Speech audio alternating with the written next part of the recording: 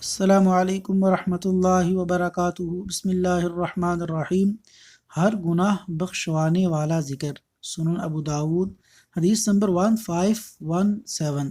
حضرت زید رضی اللہ عنہ بیان کرتے ہیں کہ رسول اللہ صلی اللہ علیہ وسلم نے فرمایا، جو شخص یہ دعا پڑھتا ہے اس کو بخش دیا جاتا ہے اگرچہ وہ جہاد سے بھی بھاگا ہو۔